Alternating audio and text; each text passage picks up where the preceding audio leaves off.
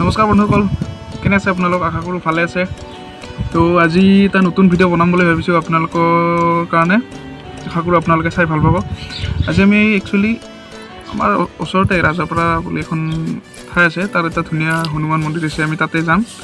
মোৰ লগত আৰু দুজনমান যাব, আহি পোৱা নাই, তেওঁলোকক ৰখি আছোঁ। তো চেনেলটোক আশা কৰোঁ আপোনালোকে ছাবস্ক্ৰাইব কৰিব, শ্বেয়াৰ কৰিব, লাইক কৰিব। আৰু আজি আমি লৈ যাম এইখন ই ৰিক্সা। আজি ই ৰিক্সাখনেৰে যাম, এইখন মোৰে হয়। তো আজি এইখনেৰে যাম। বলক ভিডিঅ'টো আৰম্ভ কৰোঁ।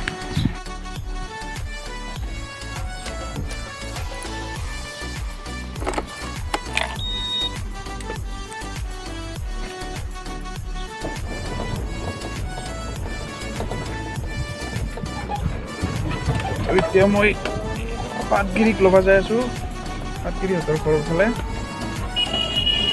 চাই থাকক। ভাবিছিলোঁ ৰাজাপাৰা যাম বুলি, কিন্তু আৰু ৰাজাপাৰা যাবলৈ ওলাওঁতে আৰু বাটত দুটা কাষ্টমাৰ পালোঁ। ভাবি আহিলোঁ 2 টাকামান ওলাব ৰাজাপাৰাত যাবা, সেইকাৰণে কাষ্টমাৰকেইটা থৈ আহোঁ। কাষ্টমাৰকেইটা থৈ আহি ৰাজাপাৰা অভিমুখে যাত্ৰা কৰিম আমি। আগতে ইহঁতক থৈ আহোঁ।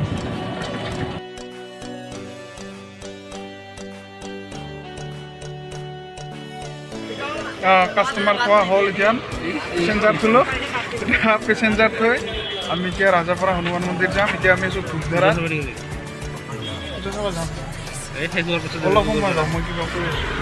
এতিয়া আমি ধূপধাৰাত কাষ্টমাৰ থৈ আমি এতিয়া ৰাজাপাৰা হনুমান মন্দিৰত যাম ধুনীয়াকৈ। তো ই ৰিক্সা লৈ যাম, একদম ধুনীয়া থাকা আৰু মোৰ লগত আৰু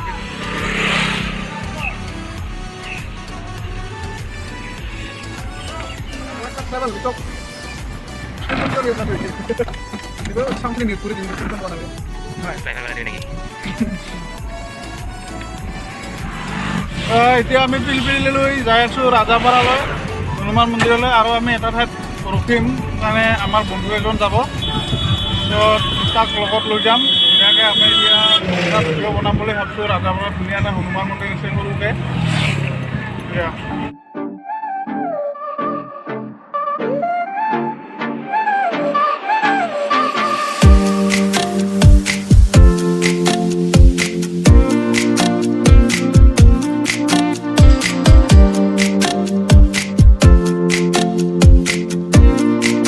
এতিয়া আহি পালোঁ ইয়াতে হনুমান মন্দিৰত।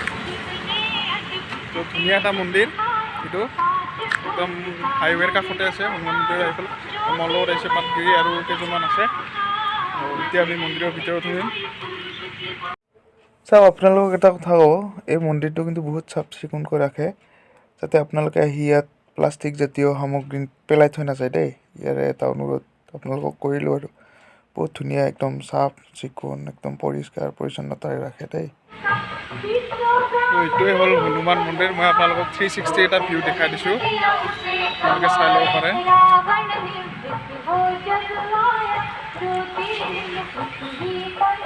মন্দিৰটো স্থাপন কৰা হৈছিল আপোনাৰ 2011 চনত।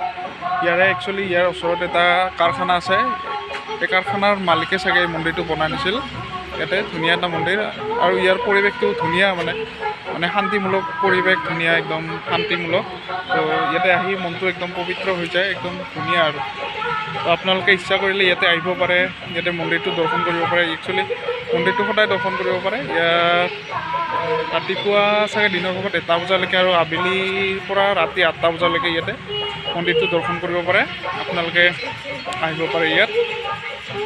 আৰু এটা কথা কৈ দিওঁ আপোনালোকক যে মোৰ কিন্তু ভিডিঅ' কৰাৰ কোনো মানে DSLR CSLR নাই, আৰু এইবিলাক GoPro চপ্ৰ মোৰ মোবাইল এটা আছে, মোবাইলতে বনাওঁ। খালি আশা কৰোঁ আপোনালোকে মৰম দিব, সহায় কৰিব, ছাবস্ক্ৰাইব কৰিব চেনেলটো।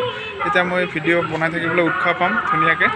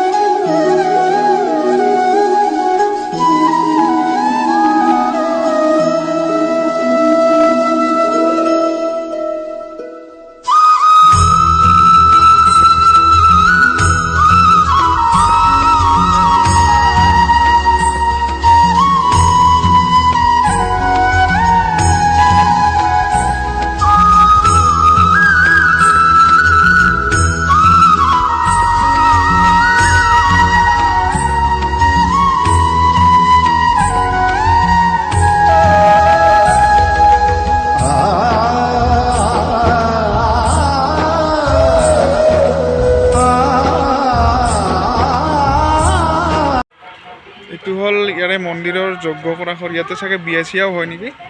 ইয়াতে বছৰত পূজা হয়, ইয়াতে হোম যজ্ঞ কৰে।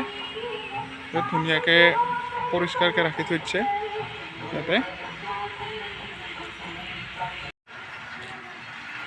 এইফালে আছে কাৰখানা, এইফালে এইটো শিল কৰি। এইফালে একচুৱেলি এতিয়া ভিতৰত যোৱা এলাও নাই, তথাপিও মই কিমান দূৰ পাৰোঁ যাই চাওঁ। এইবিলাক এইটো হ'ল পানীৰ টেংকিৰ কাৰখানা।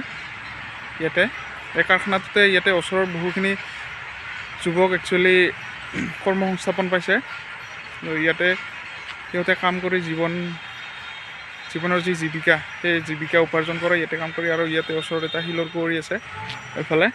আৰু এইটো হ'ল ড্ৰামৰ কাৰখানা, পানীৰ ড্ৰাম। তো পৰিৱেশটো কিন্তু ইয়াতে ওচৰত কাৰখানা থাকিলেও বহুত ধুনীয়া, গছ গছনি আছে বহুত। তো এইবিলাক ৰাস্তাৰ কাষত এইবিলাক গোটেই নাৰিকল গছ, তো ধুনীয়া লাগে পৰিৱেশটো, একদম শান্তিমূলক পৰিৱেশ। আৰু মন্দিৰটোৰ ভিতৰৰ পৰিৱেশটো একদম পবিত্ৰমূলক পৰিৱেশ।